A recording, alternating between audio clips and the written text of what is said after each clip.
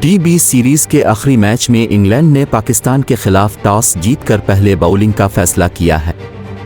ख्याल रहे कि 4 मैचों की सीरीज में इंग्लैंड को 1-0 की बढ़तरी हासिल है। इंग्लैंड ने सीरीज के दूसरे मैच में पाकिस्तान को शिकस्त दी थी, जबकि पहला और तीसरा मैच बारिश के बाइस मनसूख हो गया था।